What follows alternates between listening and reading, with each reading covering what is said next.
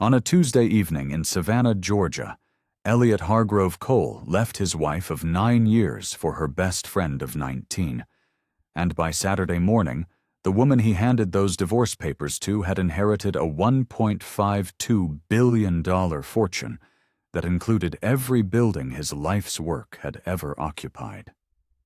But on Tuesday, he didn't know that yet. Miriam Hargrove-Cole was sitting at the overflow table when it happened. The table Elliot had assigned her 3 weeks in advance, the one nearest the kitchen corridor, the one where the caterer's coordinator kept apologizing for bumping her chair. Across the ballroom, at the long executive table dressed in white linen and foundation crystal, Elliot stood to give his annual toast. Beside him sat Jada Bruton, Miriam's best friend since their sophomore year of college, now the Foundation's Director of Community Partnerships, now something else entirely. At the far end of that same table, Elliot's mother Patricia sat with the particular stillness of a woman who already knew what the evening would bring. The room was warm and full and loud, with the sound of people who believed they understood exactly what they were witnessing. They did not. What no one in that ballroom could have known, what Elliot had never thought to investigate, was that the Hargrove Grand Hotel, the building currently hosting his finest moment, did not belong to the Hargrove Family Foundation. It belonged to a private trust. And that trust, along with 11 other Hargrove-branded properties across Georgia and South Carolina, $1.52 billion in total assessed value, was 4 days away from transferring entirely and irrevocably into Miriam's name. This isn't just a story about a man who chose the wrong woman to discard. It's about what happens when a quiet woman finally opens a door she's been holding closed out of love, and the man on the other side realizes, too late, that he was never the one who owned it. If this kind of story speaks to you, take a second to like this video and subscribe. Every one of you watching makes it possible to keep telling them. Drop a comment and tell me where in the world you're listening from tonight. Now. To understand what Miriam was really holding in that corridor, and why Constance Beaumont spent 40 years making sure her daughter would never be left with nothing, we need to go back to where this story actually began. Not to the beginning of the marriage.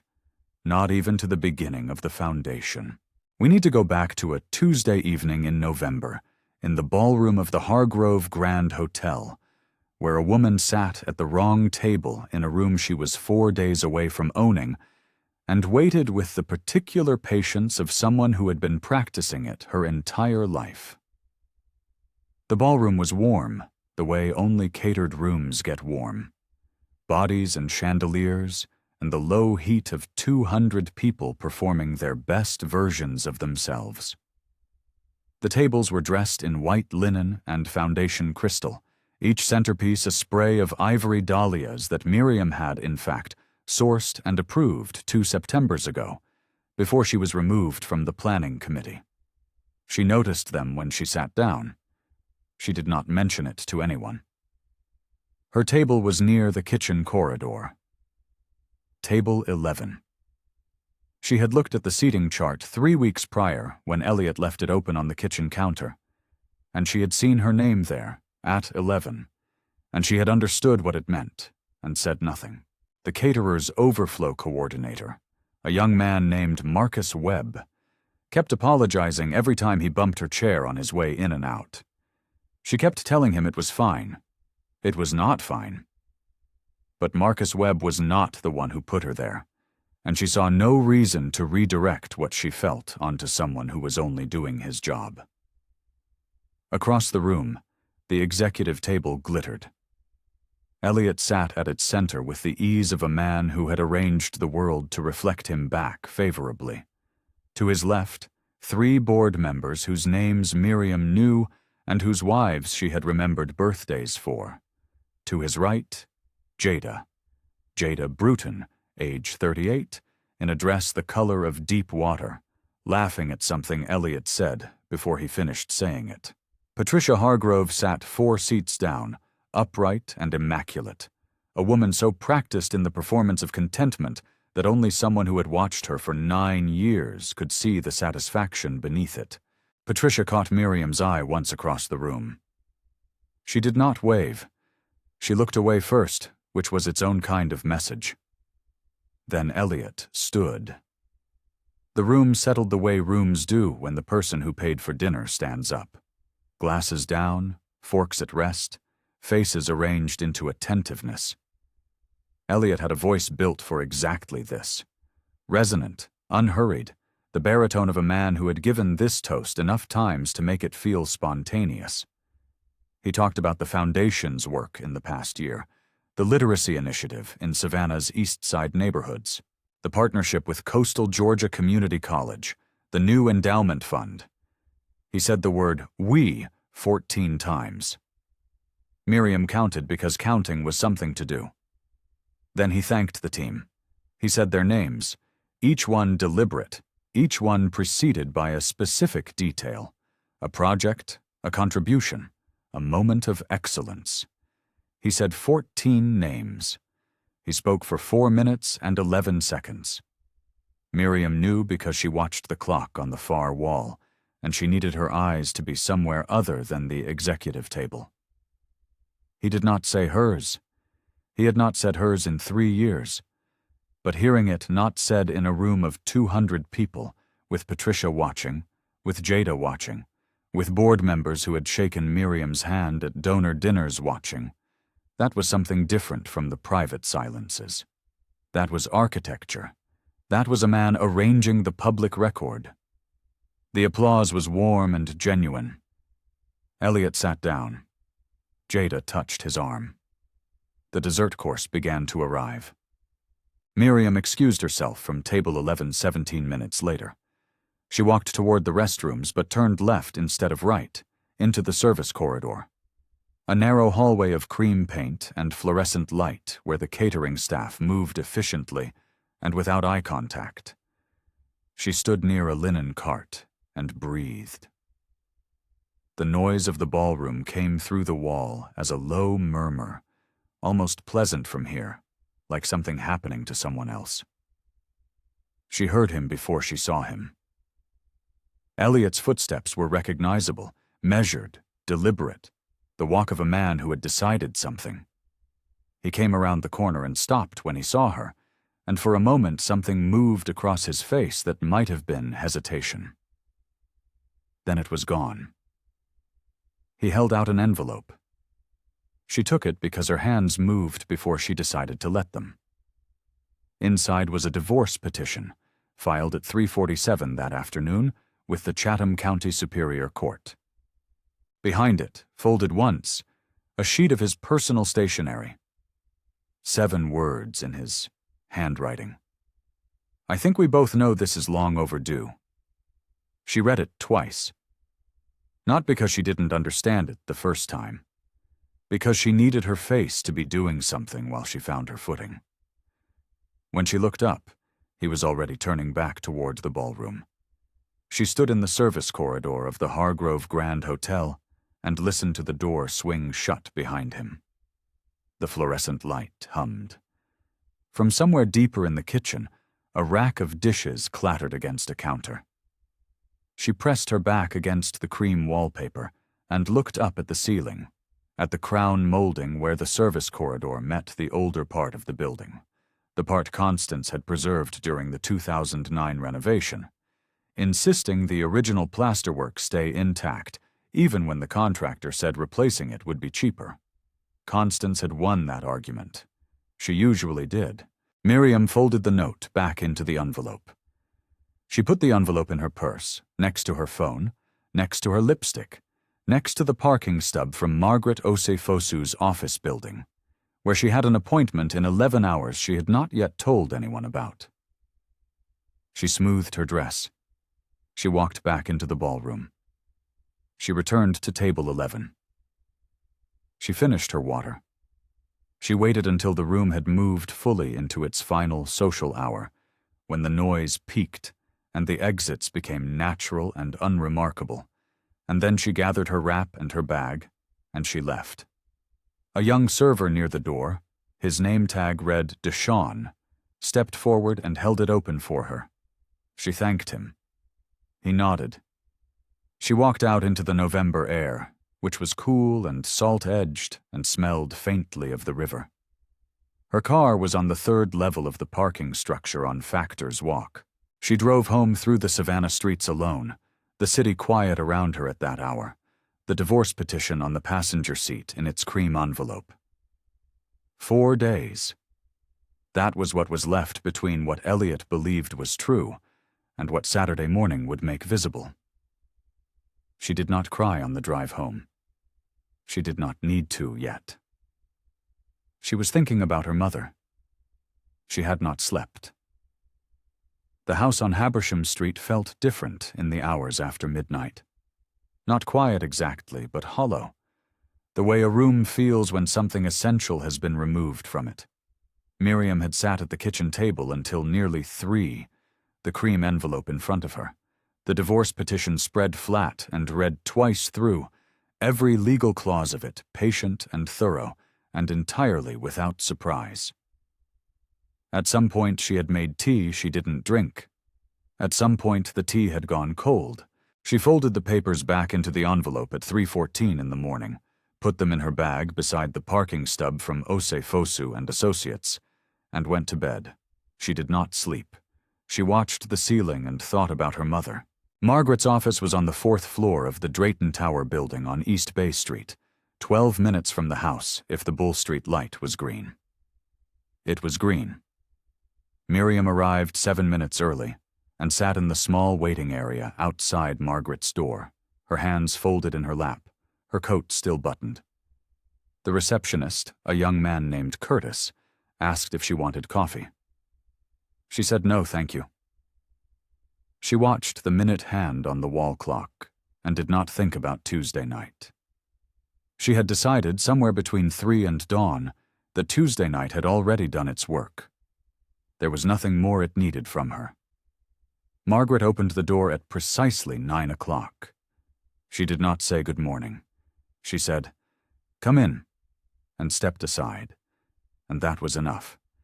The documents were already on the table. There were 12 of them, 12 property deeds in individual folders, organized by acquisition date, the oldest one at the top. Margaret placed a 13th folder beside them. The Magnolia River Trust instrument itself, 41 pages, executed in 2019, notarized by a Fulton County clerk named Reginald Osey, who was no relation but whose name had made Constance smile when she signed. Margaret placed one final item to the left of everything else. An envelope. Cream-colored, letter-sized, Miriam's name written on the front in her mother's handwriting. The particular handwriting of a woman who had learned to write as an adult and treated every letter as something worth getting right. Miriam looked at it. Her breath moved through her steadily. Margaret sat down, removed her reading glasses from her jacket pocket, and settled them on her face. She opened the trust instrument to the first tabbed page. She said, "Your mother began in 1974. First property was a commercial lot on River Street, purchased for $11,000 from the pooled savings of the First Bethel AME Church Choir, of which Constance was treasurer." She paused. She repaid the choir in full within 18 months. With interest, she calculated herself. No one asked her to add interest. She added it. Something loosened in Miriam's chest. The story of what Constance built took 40 minutes to tell properly, and Margaret told it without sentiment, but with complete precision, which was the highest form of respect she knew. A sharecropper's daughter from Tattnall County who arrived in Savannah at 22 with $200 and a determination so total it had never needed to announce itself. The River Street lot, held and leased for 6 years before the first renovation. A second property in 1981 on Whitaker Street, purchased under the corporate name Beaumont Commercial Holdings, LLC. The first of 7 shell entities Constance would use over 40 years to hold assets quietly beneath layers of structure that were entirely legal and entirely invisible to anyone who didn't know to look. By 2001, she held 4 properties. By 2011, 8. By the time Miriam married Elliot Hargrove-Cole in a garden ceremony in October 2015, Constance Beaumont was the beneficial owner of 10 Hargrove-branded properties across Georgia and South Carolina, the leases of which generated $1.4 million annually in rent paid, without exception, without incident, by the Hargrove Family Foundation. Constance had attended the wedding. She had worn a blue dress and said very little about Elliot. Margaret turned to the trust instrument's transfer provisions and walked through the legal structure in the same even tone she used for everything. The Magnolia River Trust was established as Miriam's separate property under Georgia law, predating the marriage by 6 years, with no commingling of marital assets at any point. No joint account had ever touched it. No shared filing had ever referenced it. On every document, Miriam was identified not as Miriam Hargrove-Cole, but as Miriam Constance Beaumont, her full legal birth name, the name that appeared on her original Social Security card and on every instrument inside this office. Elliot's attorneys, searching for her assets under her married name, would find nothing. There was nothing to find under that name. There never had been. Then Margaret opened the cream envelope. She read the letter in Constance's voice as best she could, which was not Constance's voice at all, but was the closest thing remaining. The letter was 18 months old. It was 3 paragraphs. The first explained the trust structure in plain terms. The second said that she had loved Elliot's potential and mourned what he had done with it.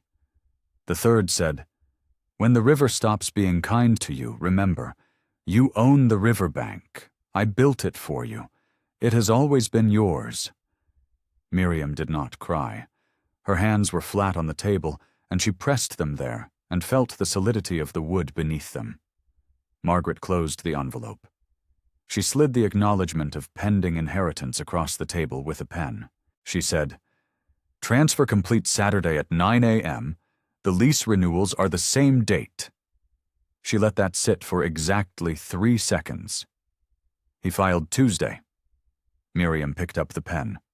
She signed her full legal name, Miriam Constance Beaumont, in the space provided, and the letters came out even and unhurried, the signature of someone who had always known exactly who she was.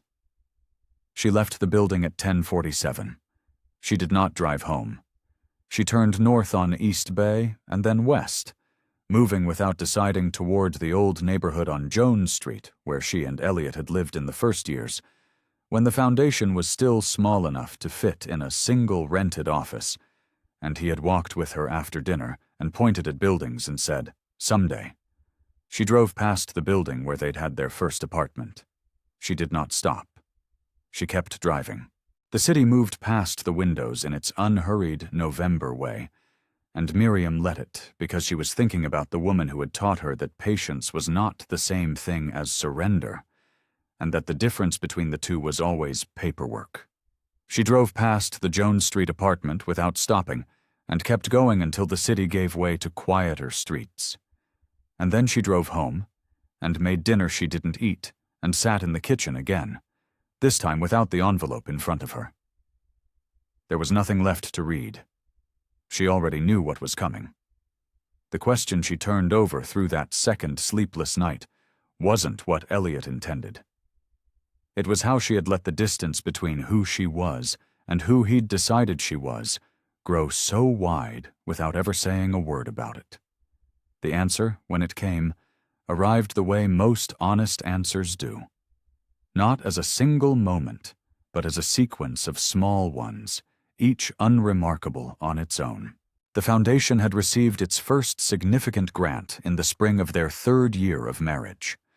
$240,000 from the Savannah Community Trust, the result of a 6-month cultivation process Miriam had managed almost entirely herself. The meetings scheduled, the follow-up calls made, the relationship with the Trust's program director, a woman named Helen Frazier, built patiently over lunches and phone calls and handwritten thank you notes. When the grant letter arrived, Elliot read it at the kitchen table and said, with the particular warmth he still had then, "We did it." He meant it genuinely. She believed that. The problem was that by the time Elliot described the grant at the Foundation's quarterly board meeting, the "we" had contracted. By the time he mentioned it at a donor reception that fall, it had contracted further. By the time it appeared in the Foundation's annual report, the cultivation of the Savannah Community Trust relationship was attributed to Elliot's community leadership vision. Miriam's name was not in that paragraph. She had proofread the report. She had let it go. That was how it began. Not with a fight, not with a decision, with a letting go that became a habit, and a habit that became a pattern, and a pattern that became the architecture of a marriage she would spend years trying to renovate from the inside. Patricia arrived as a permanent fixture around year 4, once the Foundation had collected enough prestige to be worth attaching oneself to. Elliot's mother had always possessed opinions about Miriam. She delivered them in the particular register of concerned observation, the tone of a woman performing care so practiced she may have forgotten it was a performance. "Miriam, darling, have you thought about your hair for the gala? Elliot has photographers coming." Or, over Easter dinner, to no one in particular, but loud enough to be heard from the kitchen. "His first girlfriend, Caroline, had such wonderful posture. Not that it matters." She never raised her voice. She never needed to. Patricia's cruelties were architectural, placed precisely, mortared carefully, invisible until you tried to move through the wall they had built. Miriam had tried, in those years, to understand Patricia as a woman shaped by loss, a family name that had outlasted its fortune, a social position maintained through effort so sustained it had become indistinguishable from identity. She had tried to feel compassion for that. Some days she managed it. The narrator will not pretend otherwise. Miriam was genuinely kind. That was not weakness. It was simply a quality that Patricia, and eventually Elliot, had decided to treat as one. Then Jada came. Jada Bruton had been Miriam's friend since their sophomore year at Spelman. 19 years of shared history. Apartments, heartbreaks, holidays, the kind of friendship that accumulates its own grammar, its own shorthand, its own particular form of trust.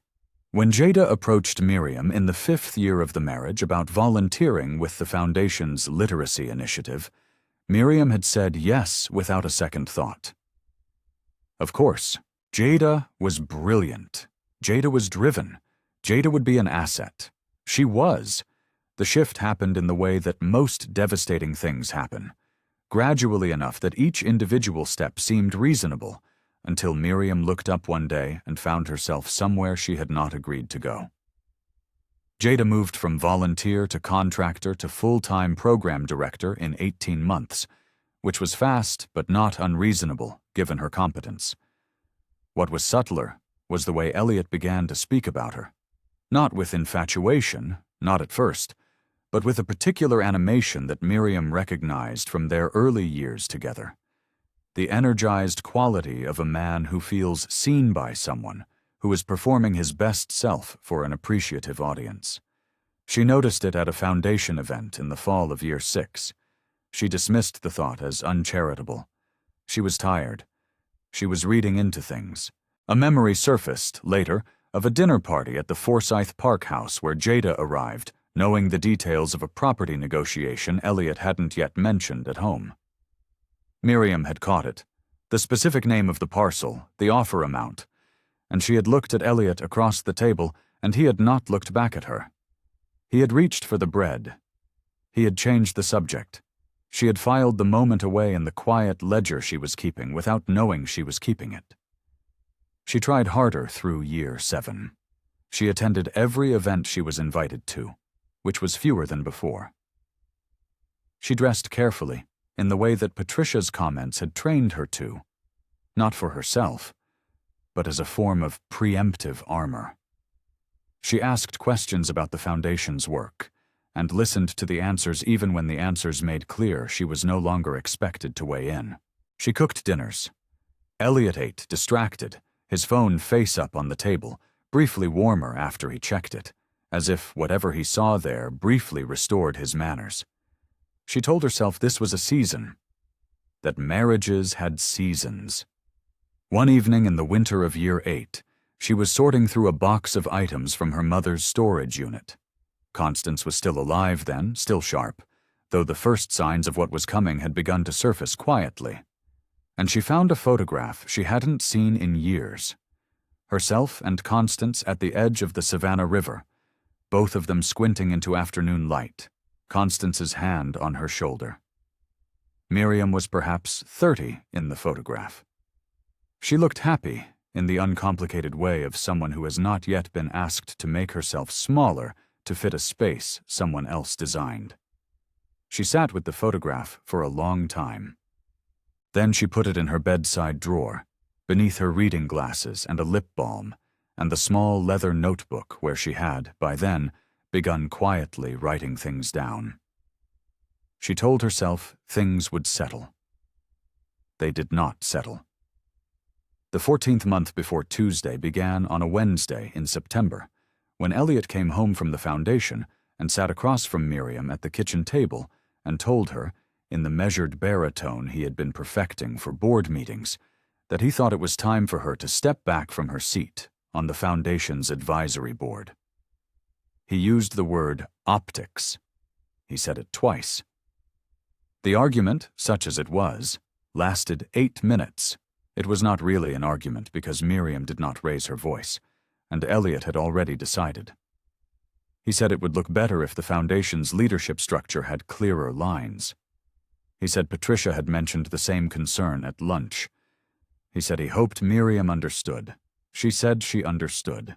She did not say, "I built the donor relationship that funded the first 2 years of your literacy initiative." She did not say, "I wrote the language in your first grant application that Helen Fraser at the Savannah Community Trust said made the difference."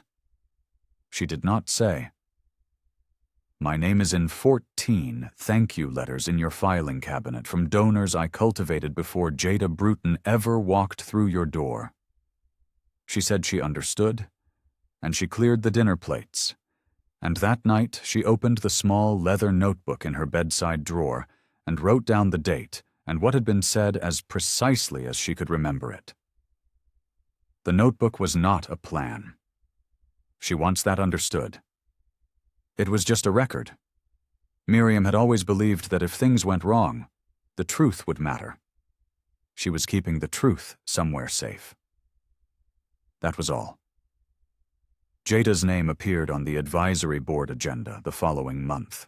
Director of Community Partnerships, newly appointed, replacing the seat vacated by Miriam Hargrove-Cole per the board's restructuring initiative. The minutes reflected this without ceremony. Miriam read them because she still received the board communications. Elliot had not yet thought to remove her from the distribution list, which told her something about how thoroughly he believed she was paying attention. The financial restructuring came in stages, each one framed as administrative convenience. In October, Elliot moved the foundation's joint operational account into a single signatory structure, his signature only for efficiency, he said, since he was the one managing the day-to-day. In November, the household card attached to their joint account was quietly replaced with a supplemental card in Miriam's name, with a monthly limit of $3,000. He transferred money into it on the first of each month with the regularity of a utility payment. He called it simplifying. Patricia, when the topic surfaced at a family dinner that December, nodded with the particular satisfaction of a woman whose suggestions have been implemented without her needing to repeat them. "It's just cleaner," she said, passing the rolls. "Elliot is busy. Miriam understands." Miriam took a roll. She said nothing. Under the table, her hands were flat against her thighs. Here is what was happening, and the audience should understand this clearly, even if Miriam was still in the process of understanding it herself. She was being made dependent, before she was made to leave. The financial restructuring was not administrative, it was architectural. A woman with no access to operational funds, no seat at any institutional table, no professional title, and no salary of her own, is a woman whose next step is determined by whoever controls the resources. Elliot was not leaving yet. He was building the conditions under which leaving would be easiest for him. The charitable gift arrived in the story's most bitter form, as something Miriam did entirely right.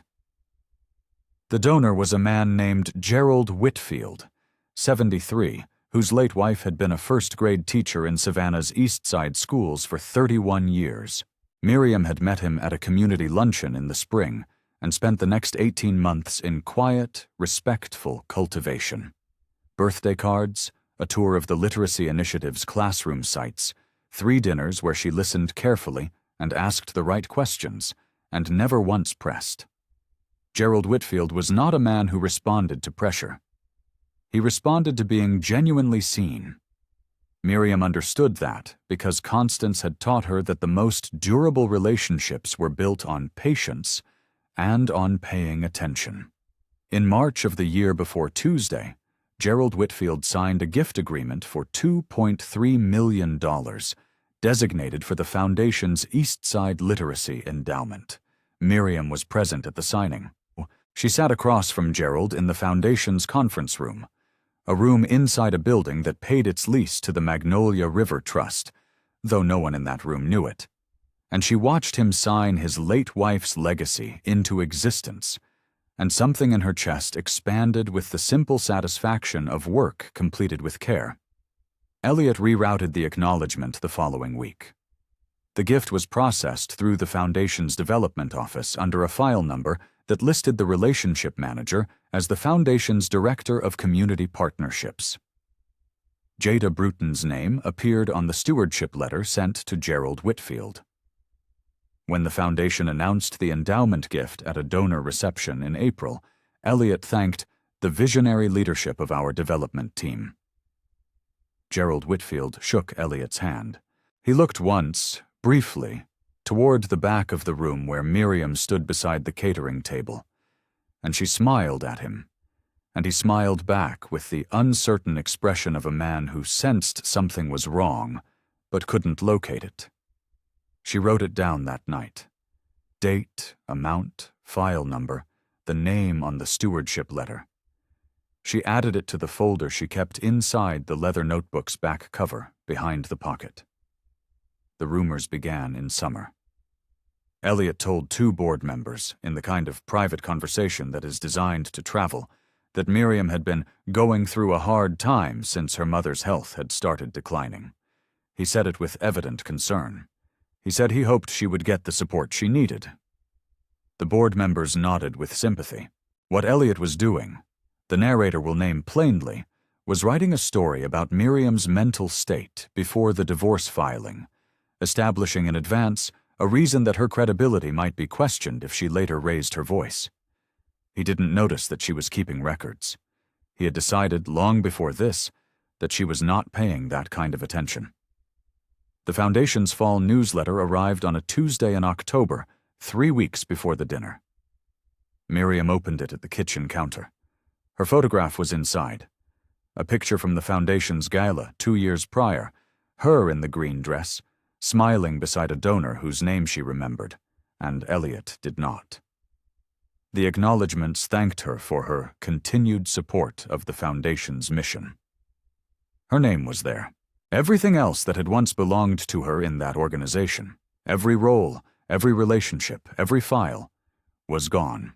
She stood at the counter and read her own name in a document that described a stranger, and then she set it down and went to start the laundry, because there was laundry to do, and Tuesday was coming, and she did not yet know how ready she already was. Now we go back to Tuesday, not to the corridor, not yet. We go back to the beginning of the evening, before the envelope, before the 11 minutes that would end the marriage in the formal sense. Though the marriage had been ending for years, in the informal sense, one small erasure at a time. We go back to the moment Miriam Hargrove-Cole walked through the front entrance of the Hargrove Grand Hotel, knowing exactly what the seating chart said, and choosing to walk in anyway. That choice deserves to be seen clearly. It was not passivity. It was the decision of a woman who had spent 9 years learning that the most dangerous thing she could do was give Elliot a reason to say she had caused a scene. The hotel's entrance was on Bay Street, its brass doors polished to a mirror finish by a facilities staff whose payroll, though no one present knew it, was ultimately underwritten by the Magnolia River Trust. The lobby was already warm with arriving guests. Miriam wore a deep burgundy dress, a color Constance had loved, had called her river color, and she moved through the room with the unhurried quality that people who didn't know her read as confidence, and people who did know her read as something more internal than that. Table 11 was exactly where the chart had shown it. Near the kitchen corridor, between the serving station and the east wall, positioned in the social geography of the room, as clearly as a note left on a doorstep. The caterer's overflow coordinator introduced himself as Marcus Webb and apologized for bumping her chair twice in the first 5 minutes. She told him both times it was fine. The 2+1s at her table introduced themselves as the partners of a junior board member and a visiting grant consultant, respectively, and conversation was polite and quickly exhausted. And then there was nothing to do but sit with one's hands in one's lap and watch the room perform itself. The executive table glittered with the particular brightness of a table that knew it was being watched. Patricia arrived before Elliot and arranged herself at the far end with the ease of a woman taking her rightful place, back straight, a single strand of pearls, the particular expression of someone who has never once doubted that the best seat in any room belongs to her by character, if not by title. She was speaking to board member Raymond Chu when Miriam looked over, saying something that made him laugh in the way people laugh when they're slightly uncertain whether they're supposed to.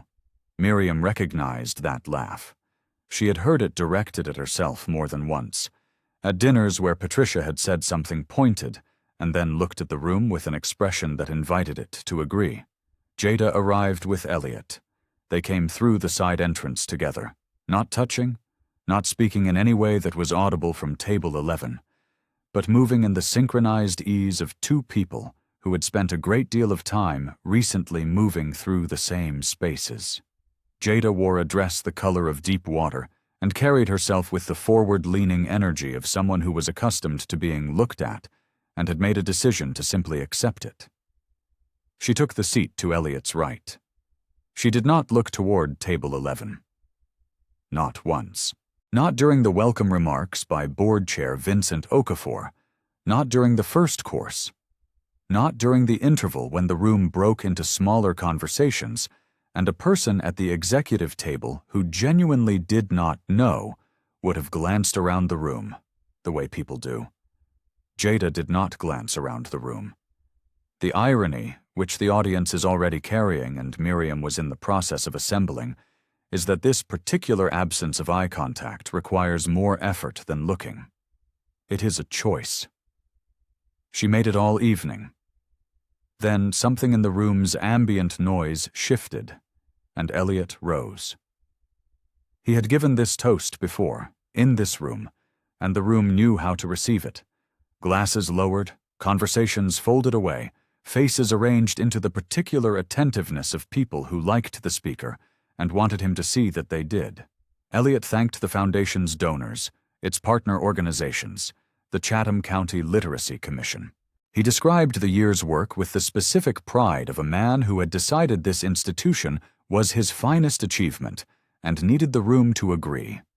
He used the word vision 4 times. He was not wrong about the work. The literacy initiative was genuinely good. It had helped real children in real classrooms, and Miriam had never stopped believing in it even as she was removed from every room where it was discussed. Then he thanked the team. He said each name with a brief notation, what they had contributed, where they had shown up. He said Vincent Okafor's name for his governance leadership. He said Jada Bruton's name for her extraordinary vision in community engagement. And Jada looked down at her place setting with the particular modesty of someone who has been expecting a compliment and is performing surprise at receiving it. He said 12 more names. Miriam counted them without moving her eyes from the middle distance. 14 in total. Not hers. Across the room, near the end of the executive table, Patricia leaned toward Raymond Chu and said something in the low register of private comment. Raymond Chu nodded. Miriam was too far away to hear the words. She didn't need to. She had heard the tone often enough to know its architecture. The concern-shaped delivery, the implication packaged as observation, the small, devastating efficiency of a woman who could wound without raising her voice. What Patricia said, the narrator can tell you, was this. Elliot is finally moving in the right direction. It's been a long time coming. Raymond Chu nodded again, and his eyes moved briefly, involuntarily, toward table 11, and then away. The applause was warm. Elliot sat. Jada touched his forearm, a gesture quick enough to be deniable and weighted enough to mean everything it meant. Miriam's hands were folded in her lap. She did not move them. The dessert course began to circulate 17 minutes later. Elliot excused himself from the executive table and moved toward the corridor, and Miriam saw him coming and understood why, and she rose and followed, because whatever was about to happen was going to happen whether she participated in it or not, and she had decided, some hours or days or years before this moment, that she would meet every remaining thing Elliot Hargrove-Cole intended to do to her on her own feet, looking forward with her hands still. The corridor was cream and fluorescent and quiet. He was already there when she turned the corner. He held out the envelope. She took it. She read the petition. She read the note. 7 words. She read it twice. He turned back toward the ballroom before she looked up. The door swung behind him. Somewhere behind her, in the kitchen, dishes moved against steel. She pressed her back against the wallpaper Constance had selected from a sample book in 1994, and breathed once, fully, and did not fall apart. She went back to table 11. She sat. She finished her glass of water in 3 slow sips. Around her the room continued its evening, oblivious and bright, and Miriam sat in the middle of it with the divorce petition in her purse, and 4 days left on a clock that only she and Margaret Osefosu could see. She waited until the room's social hour reached its natural peak, and the exits became unremarkable. Then she collected her wrap, said a quiet goodnight to Marcus Webb, who held the corridor door for her a second time, without knowing he was doing it twice, and she walked out into the November dark. She did not look back at the building. She already knew she would see it again differently. St. Bonaventure Cemetery is 4 miles from the Hargrove Grand Hotel. Miriam drove it Wednesday morning without deciding to. She had woken before dawn, made coffee she finished, and sat at the kitchen table until the light changed. And then she had picked up her keys and walked out to the car and driven not toward Margaret's office, though she had an appointment there at 9. But east, past the squares, past the old neighborhoods where the live oaks grew over the streets and made tunnels of the morning light, toward the cemetery on the Wilmington River where Constance had been buried 11 days ago. She parked outside the iron gates and walked in alone. The Spanish moss hung heavy and still over everything. Savannah in November has a particular quality of air, cool but not cold, carrying the river and the salt and the particular patience of a city that has been mid-sentence for 300 years. Miriam walked the familiar path without needing to think about it, left at the second magnolia, past the Lawton family plot, down the long row until she found the stone with its simple inscription, Constance Marie Beaumont, 1949 to 2023. Daughter, builder, faithful. She sat on the bench beside it that the cemetery staff had placed there during the service, and that she had not arranged to have removed. She did not cry. She had cried at the graveside 11 days ago, in the specific, exhausted way of a person who has been anticipating a loss for so long that when it arrives, the grief is not a wave, but a settling. She had cried then, and now she was done crying, and she sat in the November quiet and looked at her mother's name carved into the pale stone and breathed. A memory arrived without being summoned. Constance at the kitchen table in the house on Montgomery Street. Miriam, perhaps 14. Some difficulty at school that she no longer remembered the specifics of. A teacher, an unfair grade, a friend who had said something that had drawn blood. Constance had listened to the whole of it without interrupting, which was her way, and then she had set down her coffee cup and said, in the low, certain voice that was not soft and was not hard, but was entirely unmovable, "When the river stops being kind to you, remember, you own the riverbank." She had said it as a fact, not a comfort, as something already true that Miriam simply needed to be reminded of. Miriam had been 14. She had not fully understood it. She had thought, perhaps, that it was a thing her mother said, one of Constance's sayings, like the one about patience and paperwork, like the one about how the most dangerous thing a woman could do was let someone else count her money. She had filed it away in the particular way children file away their parents' wisdom, which is to say mostly unexamined, held somewhere warm and waiting. It was not warm and waiting anymore. She understood it now, not as metaphor, not as consolation, as instruction, the most specific instruction Constance had ever given her, because the riverbank was real. It was 12 properties and 40 years of paperwork, and a trust instrument that transferred at 9 a.m. on Saturday and could not be touched by a petition filed on Tuesday, no matter how many attorneys Elliot retained. The river had stopped being kind. The riverbank was hers. Her mother had known this moment was coming, had known it with the particular clarity of a woman who had watched Elliot Hargrove-Cole closely for 9 years and built a legal structure accordingly. And she had said what needed to be said in the only way that would hold. Miriam sat with that for a while, long enough for the morning to deepen around her and for a mockingbird somewhere in the magnolias to work through its full repertoire without pausing. Then something shifted. It was not dramatic. It was the particular internal movement that happens when a person stops waiting to feel ready and simply decides to be. She reached into her coat pocket and took out her phone. She found Margaret's number. She pressed call. Margaret answered on the second ring. She did not say good morning. Miriam asked her 3 questions. She asked them in the short, exact sentences of someone who has been composing them for days without knowing she was composing them. First, what did Saturday's transfer mean legally for the Foundation's lease renewals, given that Elliot had filed Tuesday? Second, could the lease renewals be placed under administrative review pending trustee assumption without voiding them outright?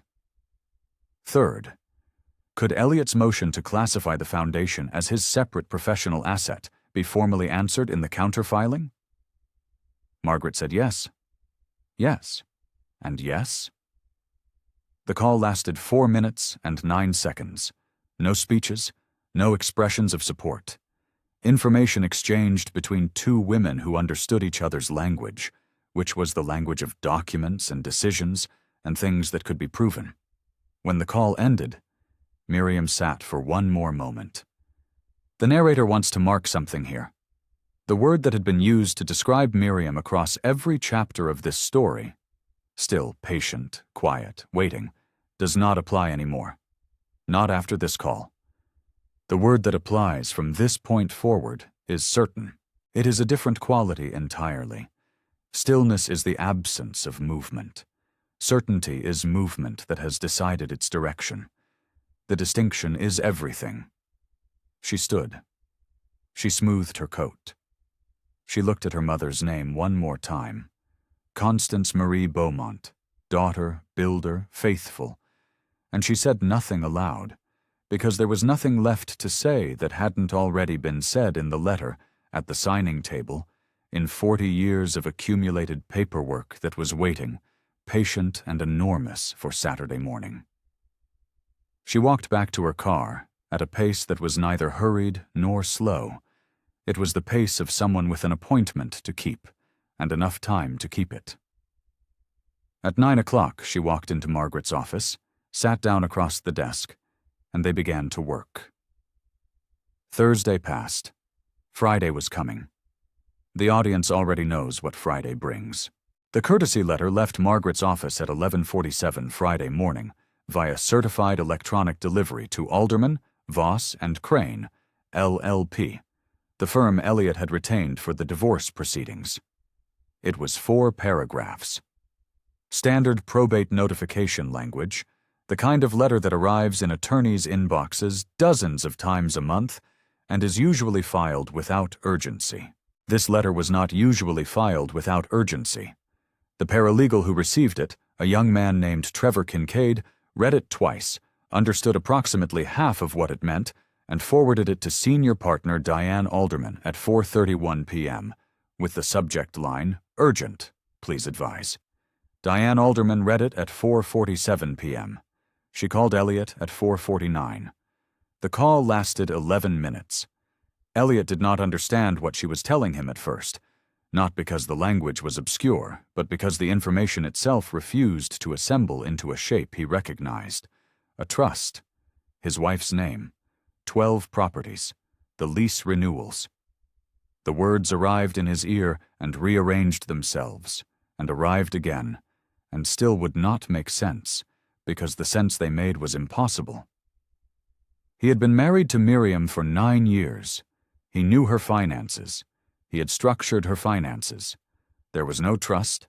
There was no $1.52 billion. There was no... And then something in his chest went very still and very cold, and he said, "Send me everything you have," and ended the call. He called Miriam at 5:02 p.m. The phone rang 4 times and went to voicemail. He did not leave a message. He called Patricia at 5:04. She had no information. She said this 3 times, in escalating registers, before he stopped asking. He called Jada at 5:09. She had no information either, and her voice when she said so had a quality he would think about later. Not concerned, not frightened, simply careful, like a person who had already begun calculating the distance between herself and a situation that was no longer advantageous. He did not notice it yet. He would. Alderman, Voss, and Crane worked through Friday night. They pulled the Georgia Secretary of State's filings, located the trust instrument under its registered name, Magnolia River Trust, Beaumont Commercial Holdings LLC, Series C, and read through 41 pages of documents that were properly executed, properly filed, and entirely impenetrable. Every shell entity correctly registered, every transfer legally sound, every lease agreement between the trust and the foundation recorded and time-stamped, going back 19 years. Diane Alderman called Elliot at 11 that night with the full assessment. The call lasted 6 minutes. When it ended, Elliot sat in the study of the Habersham Street house, the house whose mortgage was in his name, whose deed was in his name, the house he had considered his most certain asset, and did not move for a long time. Saturday, 9 a.m. The transfer completed at exactly 9 o'clock, per the trust instrument's schedule, somewhere in Margaret Ose Fosu's office on East Bay Street. A filing confirmation arrived on her screen. She read it. She removed her reading glasses, cleaned them with the small cloth she kept in her jacket pocket, replaced them, and picked up her pen. At 9:04 a.m., she filed the counter-response to Elliot's asset protection motion with the Chatham County Superior Court. The filing was 23 pages. It was precise, complete, and organized in the particular way that Margaret organized everything, by what could be proven, in the order it needed to be understood. The first section established the Magnolia River Trust as Miriam Constance Beaumont's separate property under Georgia law, predating the marriage by 6 years, entirely uncommingled, legally unassailable. The second section established that the Hargrove Family Foundation occupied all 12 of its operational properties as a tenant of that trust, and had paid $1.87 million annually in lease payments to Miriam's beneficial interest for 19 years. The third section noted that the Foundation's total operating budget of $4.1 million meant that nearly half of what Elliot had described as his life's work had always been subsidized by the woman he had described in his asset protection motion as a non-contributing spouse. The fourth section answered his motion's central claim in a single sentence. The asset the petitioner seeks to protect as his separate professional legacy is housed entirely in property belonging to the respondent, and has been from its inception. The irony does not require commentary. It simply requires reading. Elliot arrived at the Foundation's Savannah headquarters on Drayton Street at 9:41 a.m. 3 board members were already in the conference room. Board Chair, Vincent Okafor, who had received Margaret's Saturday notification at 8 that morning, sat at the head of the table with a copy of the trust filing in front of him, and the expression of a man who had been handed information he wished he could return. Raymond Chu sat beside him. Neither man spoke when Elliot walked in. The third board member, Patricia Holloway James, looked briefly at the window. The room's dynamic did not require explanation. Elliot stood at the head of the table where he had stood for 19 years and had nothing procedural to say. Every procedural avenue ran directly into the same wall, which was 41 pages of properly filed documents bearing his wife's legal birth name. He called Patricia from the conference room hallway at 10:15. She answered. He explained. She went silent, not the silence of ignorance, but the silence of a woman recalibrating, which is a different and more costly kind. She did not offer comfort.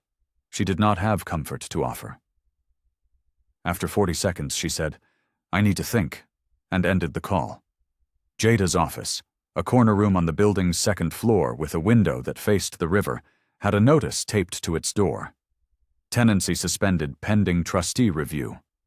Administrative hold per Magnolia River Trust Instrument, Section 14, 100. The office was locked.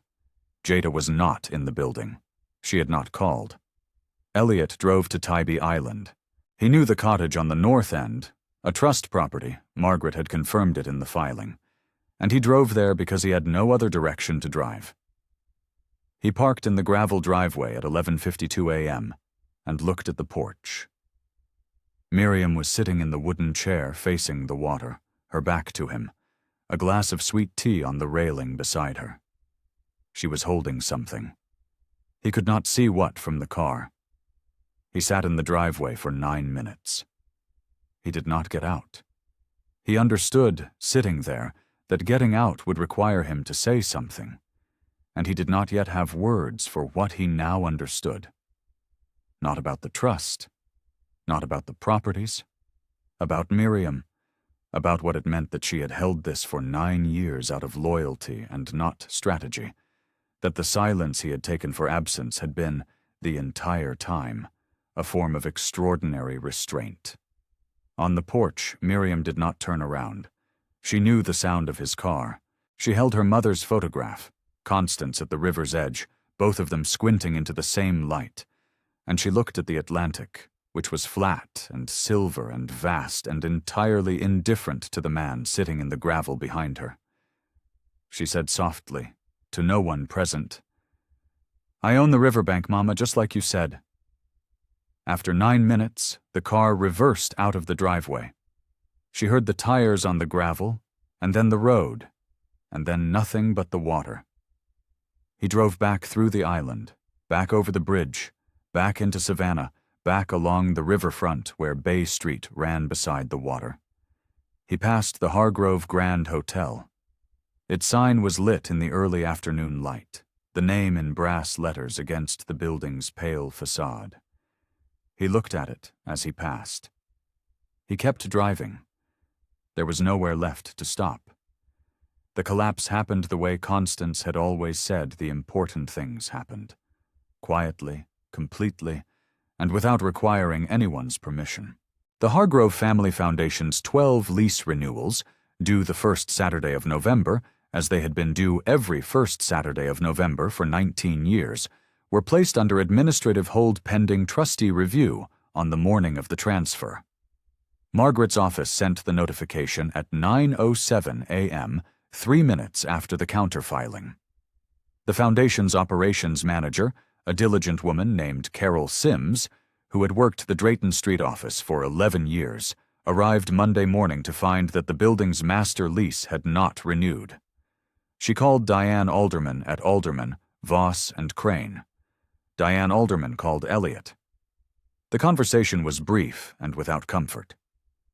Elliot's motion to classify the Foundation as his separate professional asset was dismissed by Judge Renata Holloway of the Chatham County Superior Court on the following Wednesday. The dismissal was 3 sentences. The third sentence noted that the asset in question was housed in property the petitioner did not own and had never owned. The ruling was filed at 10:22 a.m. Elliot's attorney called him at 10:31. He did not pick up. Patricia stopped appearing at the Foundation's offices the week after Saturday. No announcement. No farewell to the staff she had spent 3 years treating as her own. Her chair at the Development Committee table was simply empty, and then it was rearranged. And then no one mentioned it. This is how Patricia had always operated, with the particular tidiness of a woman who understood that the most graceful exit is the one that looks like it was never an entrance. Jada's professional biography disappeared from the Foundation website on Sunday evening. The Director of Community Partnerships position was listed as vacant. She did not call the board. She did not call Elliot. A mutual acquaintance mentioned, 2 weeks later, that Jada had accepted a consulting position with a firm in Atlanta. She had not told anyone she was leaving. She had simply assessed the situation and moved with the clean efficiency of someone who had always known the difference between a foundation and a foothold. Elliot sent a letter, not an email. A letter, handwritten, delivered through Diane Alderman's office to Margaret, who received it on Miriam's behalf because Miriam had asked her to. The letter was 4 pages. Margaret read it, noted its contents in a brief summary, and sent the summary to Miriam with a single attached line. Your response, if any, is at your discretion. There was no response. There was nothing in 4 pages that required one. Margaret replied to Aldermen Voss and Crane in 2 professional paragraphs that addressed the outstanding legal matters and nothing else. Miriam did not write back. She was busy with other things. She arranged the cottage lease through Margaret for a period of 3 months, a reasonable span, enough time to make the next set of decisions without being rushed into them. The cottage was small and light-filled, its front porch facing west toward the marsh, and its back windows catching the Atlantic in the mornings. She brought what she needed and left what she didn't, and the things she left behind were fewer than she expected. She enrolled in nothing. She announced nothing. She returned the calls that required returning and let the others accumulate until they stopped coming, which did not take as long as she thought it would. Her daughter, Maya, age 7, adapted with the particular resilience of a child who had been raised by a steady woman and understood, instinctively, that her mother's steadiness had not changed. Maya liked the cottage. She liked the marsh birds and the sound of the water at night, and the fact that Miriam made pancakes on weekdays, which had not been a weekday thing before. These small continuities were the architecture of peace. Miriam understood this. She built them carefully. One morning in the 2nd week, she placed Constance's photograph on the windowsill above the kitchen sink. angled so that Constance faced the water. In the photograph, they were both squinting into the same afternoon light, and Constance's hand was on Miriam's shoulder, and both of them looked like women who had just said something true and were resting in the aftermath of it. Miriam made tea. She sat at the kitchen table while Maya ate cereal and told her about a bird she had seen from the back window, something large and gray that had stood very still in the marsh grass for a long time before lifting off. Miriam listened the way Constance had taught her to listen, fully, without managing the next thing she was going to say. The tea was good. The morning was quiet. Outside, the Atlantic moved the way it always moved, patient and indifferent and vast. This is what the narrator wants you to understand at the end of this story. Constance Beaumont did not build the Magnolia River Trust to settle anything. She built it because she had learned, over 40 years of buying things and signing things and sitting across tables from people who underestimated her, that the best protection she could give her daughter was not money. It was the knowledge that the money existed, that the riverbank was real, that when the river turned, and Constance always knew rivers turn, Miriam would not be caught in the current without ground beneath her feet. Elliot moved 4 days too early, not because he was careless, but because he was the kind of man who had never needed to look closely at the women in his life. He had always assumed he understood what he was looking at. He did not. He looked at Miriam's quietness and saw absence. He looked at her stillness and saw surrender. He mistook patience for poverty and a Tuesday for solid ground. The river always knew. It had been waiting, with the particular patience of deep water, for Saturday morning to come. If this story stayed with you, if you've known a woman who held more than anyone could see, or if you've been that woman yourself, tell me about it in the comments. I read everyone. And if you're watching from somewhere far from Savannah tonight, tell me where. I want to know where this story found you. Miriam walked down to the water's edge that afternoon, while Maya napped. The beach at Tybee Island in November is quiet, the tourist summer a memory, and the winter not yet fully arrived. She stood at the place where the sand met the Atlantic and held her mother's photograph against her chest, facing out. The water was flat and silver, and went on longer than she could see. She did not say anything. She had already said what needed to be said. She simply stood there, in the November light, on the riverbank her mother had built for her, and let the water do what water does, which is to keep moving, faithful and enormous, without needing to be told.